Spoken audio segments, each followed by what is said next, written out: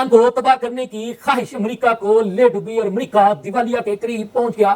کتنے ارب ڈالر امریکہ نے اب تک ایران کی جنگ میں لگا دیے اور کتنے ارب ڈالر مزید امریکہ نے اس جنگ کے لیے مانگ لیے ہیں. ادھر امریکی وزیر خارجہ نے ایک بہت بڑا دعویٰ کر ڈالا ہے. وہ دعویٰ انہوں نے کیا کیا ہے یہ بھی آپ کو آج کے اس ویڈیو میں بتاؤں گا. آمنے ہرمز کی اب تازہ ترین صورتحال کیا ہے اور امریکہ میں تیل کے ذخائر کتنے دن کے لیے باقی رہ گئے ہیں یہ بھی آپ کو بتاؤں گا. لمحہ نیوز کے ساتھ میں ہوں آپ کا میزبان شہزاد ملک ناظرین.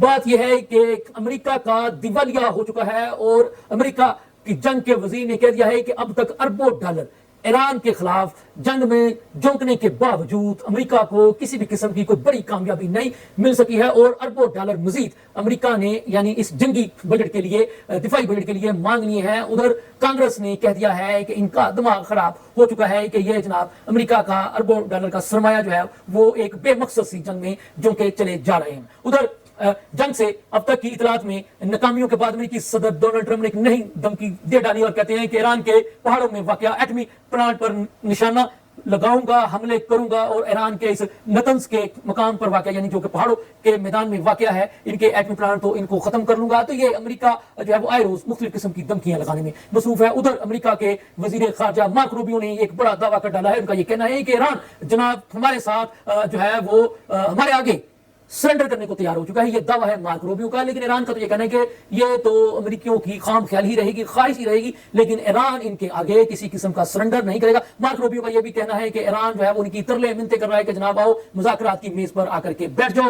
ادھر 10 روزہ جنگ بندی کی تجویز قطر, پاکستان اور جو دیگر ثالثی ہیں انہوں نے مل کر دے ڈالی ہے, جس کی تصدیق خود امریکہ نے بھی کر دی ہے کہ ہاں 10 روزہ جنگ بندی کی تجویز ہمیں موصول ہوئی ہے. ایران کا یہ کہنا ہے کہ ہم نے تو جنگ بندی کے MOU جس پر ہمارا معاہدہ ان سے طے پایا تھا اس پر ہر ممکن طریقے سے عمل کرنے کی کوشش کی, لیکن امریکہ جو کہ دوسرا فریق ہے اس نے ذرا سی بھی اس پر عمل درآمد کرنے کی کوشش نہیں کی, بلکہ امریکی صدر ڈونلڈ ٹرمپ نے دھمکیاں لگائیں کہ جناب ایران اس معاہدے کی پابندی نہیں کرتا, نہ کرے, ہمیں اس کی کوئی پرواہ نہیں ہے. تو ایران کا یہ کہنا ہے کہ جناب ایران نہ پہلے جھکا ہے نہ اب جھکے گا, بلکہ ایران امریکہ کو جھکا کر ہی دم لے گا. تو جناب ہم نے آپ کو بتا دیا ہے کہ امریکہ کو ایران کے ساتھ جنگ کر کے بڑی جو ہے وہ کوئی کامیابی تو نہ مل سکی, لیکن امریکہ کے اربوں ڈالر جو ہے وہ اس ایران کے خلاف جنگ میں جو ہے وہ غرق ہو چکے ہیں اور امریکہ کا دیوالیہ ہونے کے قریب جو ہے وہ ہو چکا ہے. ادھر تاریخ میں پہلی مرتبہ یہ ہونے جا رہا ہے کہ امریکہ کے جو تیل کے ذخائر ہیں وہ چند دنوں کے باقی رہ گئے ہیں. تو ایک یہ بھی بڑی جو ہے نا آپ یہ کہہ لیں کہ امریکہ کے لیے ایک بڑی ناکامی کے لیے کی بات ہے کہ اس کے پاس نا جو تیل کے ذخائر ہیں وہ بھی ختم ہونے کے قریب